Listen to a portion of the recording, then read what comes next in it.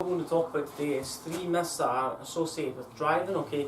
So the three myths that I'm going to talk about today is 3 myths that I see from general amateur golfers or general play that can affect the way that the ball's struck, okay? So if you've not already subscribed to the channel, make sure you subscribe, okay? So Callaway Epic Driver, not been used in a while because I have the same problem, struggling to hit driver, okay? So what we're going to talk about is firstly the takeaway, okay? So what I see a tendency sometimes is when people address the golf ball, and what tends to happen is when they address the golf ball, the first movement of the backswing is started by the position of the club face, okay? So they'll take the club back, okay?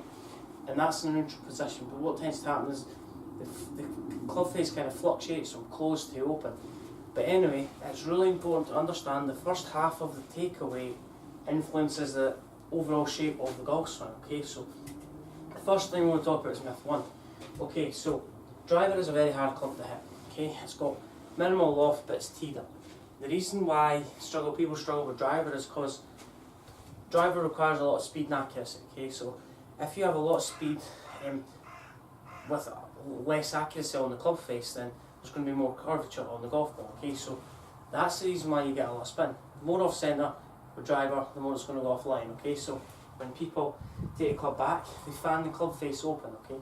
So if the club face is open, we always do something in order to compensate to try and get away from that fall, okay? So if I've got no club face, I'm going to swing over the top, okay? So if I'm going to swing over the top, I'm going to try and obviously eliminate the ball from going to the right, okay? So I take the club face, I rotate the club face open, I get quite a horizontal flick swing path, okay? The club's going too far. We want to hit the ball from the inside, but we go too flat, okay? So if we go too flat, it is very hard to actually start down in the correct manner, okay? So club face is fanned open, so this is a checkpoint where the grooves are pointing to the sky, okay? So from there, the club face is going to be returned, okay? So the club face aim dictates the initial direction, right? So if I take club back open, so in this position, club face open, then from there I'm going to return that into that position, the ball's going to go tremendously out to the right. So what people do is they get top of the backswing, then they cut across the golf ball, so meaning they'll bring the club down quite steeply, then from there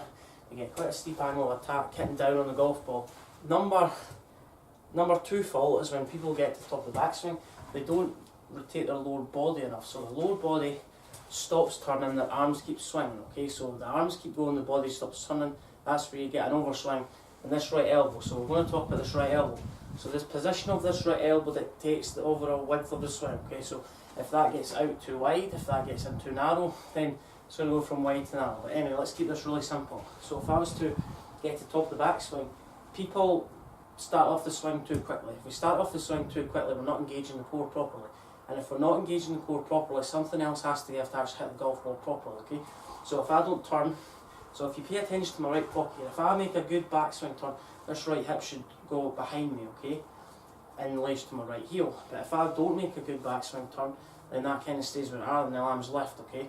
When the arms lift, everything lifts up. The club's going to be on a steeper plane, okay? If the club's on a steeper plane, it's going to come down and hit the golf ball before, or the ground before the golf ball, okay? So you lift up, then this right elbow gets almost like a chicken wing action, okay? If the chicken wing action, you create that disconnection.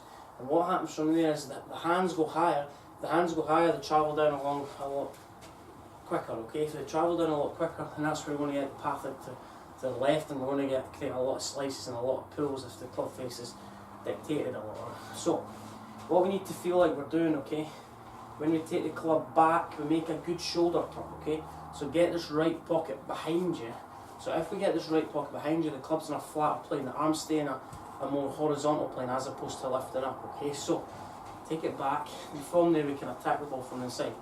Number 3 is when people get to the top of the backswing and have too much of a lateral shift, okay? So they say, you need to move pressure on your left foot, but what they'll do is they'll excessively slide their hips like this, okay?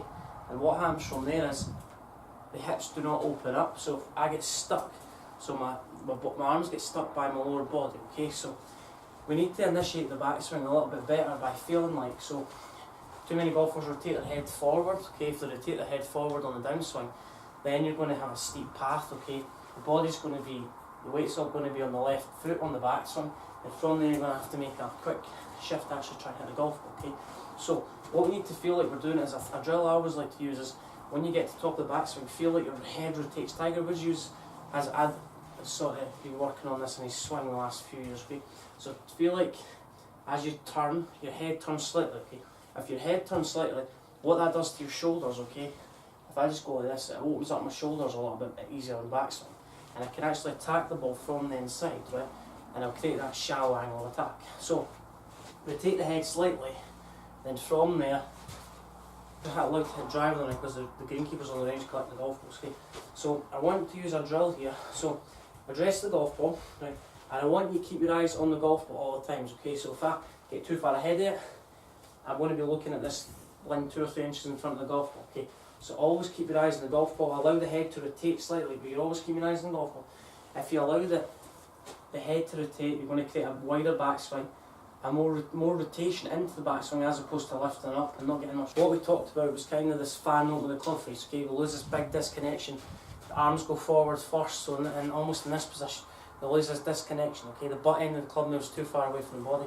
So what we're going to work on today is we're going to try and keep this butt end of the club close to the body with this cane, okay? So if I get this disconnection too far away, I can see that stick in front of me. So the main idea here is to try and keep the butt end close to your body or the stick close to your body without opening the club face or closing it too much, okay? So if I get into this position, the cane should be level with the club shaft, okay? So if I was to fan it open, the club shaft is behind, okay? The handles are in front of me and the club face open. I was to do the opposite, like this way, with the club face closed and the club face is aiming on the left, okay? So get the butt end, take it more around your body, club shaft parallel to the ground with the stick. Then from there you can create that square club face and hit up on it slightly, okay? So tip number 2, we want to get to the top of the backswing. So if I was to turn this, put this through my belt loops, I can actually get it there today. So if I was to, the main idea here is to try and get this right cane or the cane on my right hip to try and turn behind my backswing, okay? So feel like my hips are turning. So if I don't turn my hips, okay, I can still see the right side of this cane. If I turn properly, I can't see the right side of this cane because the left side of the cane came in the equation, okay? So what that'll do is it'll help me rotate my hips, okay? I'll help me rotate my hips, and if I turn my body correctly, then my arms don't have to travel a long way to actually get to the more depth in the backswing. So turn more this way, then as we come down an impact we can hit the ball, okay? So in drill number 3, what we talked about is put a golf ball in your eye line, and if you get too far ahead of the golf ball then you're going to hit down it. If you get too far behind it, you're going to hit too far up. But it's important to try and rotate your head slightly. If you rotate your head slightly, you're going to have a bigger range of motion, and as you come down, feel like your head rotates again, not too excessively. Rotate head but move lower body at the same time, okay? And as you're coming down, feel like the right shoulder comes down with the club, okay? The right shoulder and the right club come down at the right time, okay? So 3 faults, 3 myths. What we talked about was obviously fan and club face open, a disconnection at the top, the right elbow being dislodged from the body, steeper angle attack, and also this lack of rotation in the hips, okay? So if you lift the arms, then we're not going to create we're not really going to create that ascending action. We want to hit down on it, pass going out to the right, the ball's going to squirt out to the right. And also this lateral shift, so it's a gentle lateral shift. The hips don't move excessively forward, the knees don't go in the same direction, the left hip turns back and away, so the left pocket goes, the legs go from bent to extended, then the left hip tucks behind. That's why you're always good to have more knee flex from there, the legs can straighten, create that power, left hip works back the way. Anyway, if you've got any thoughts on that video, and any future topics you want me to discuss, make sure you comment below and get back to me as soon as possible. And if you want any other, make sure you subscribe to other videos that cover any aspect of golf, putting, chipping, pitching, bunker play, driving, long irons. They're all attached under a handle of Jamie Allen Golf. And make sure you follow me on Instagram, Twitter or Facebook, all under Jamie Allen Golf. Thank you.